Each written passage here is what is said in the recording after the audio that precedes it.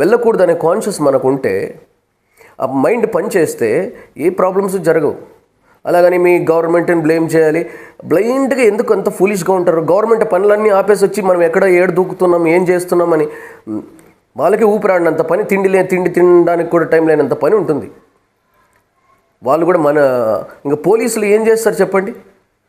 ఒక్కసారిగా ఒక ప్రవాహం మీ మీదకు తోసుకొని వచ్చేసిందంటే, జన ప్రవాహమో నీటి ప్రవాహమో సడన్గా వస్తే ఆపగలమా మనం? నీటి ప్రవాహాన్ని, సముద్రాన్ని ఆపగలమా? మరి సముద్రం తనంతట అదే ఆగాలి, లేదంటే అవుట్.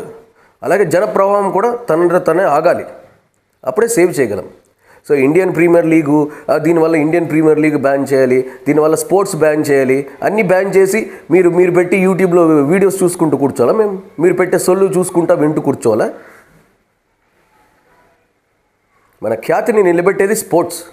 వాటిని బ్లేమ్ చేసే హక్కు మనకు లేదు. సో వాళ్ళ రాజకీయాలు, వాళ్ళ బిజినెస్ ఒకటే, అవి అపార్ట్, మేబీ బిజినెస్ అవన్నీ పక్కన పెడితే.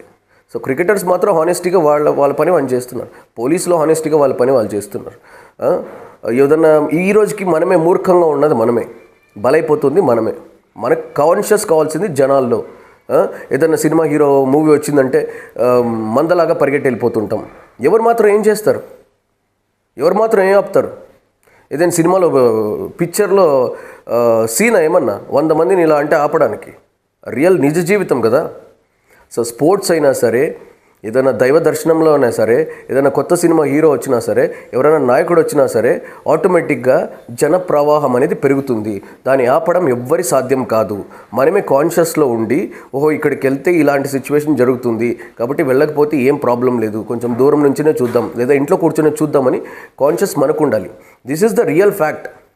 ఎప్పుడు మనం వేరే వాళ్ళని బ్లేమ్ చేయడం కాదు. మనమేదో గేట్లు దూకేసి, మనమేదో ఎక్కడ దూకేసి, మనం కాన్షియస్ లేకుండా బిహేవ్ చేసేసి ఎవరినో బ్లేమ్ చేస్తే వాళ్ళ జాబ్లు వదులుకొని ఎలా వస్తారు? మరి మీరు యూట్యూబ్ మీరు చేసే యూట్యూబ్ వదిలేసి వెళ్ళి కాపాడుకోండి, వెళ్ళండి. మరి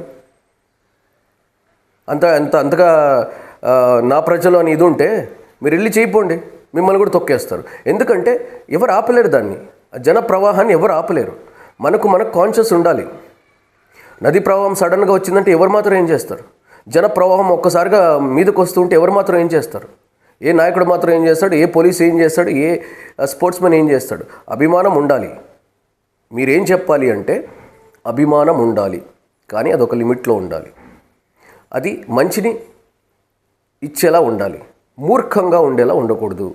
this is the real fact.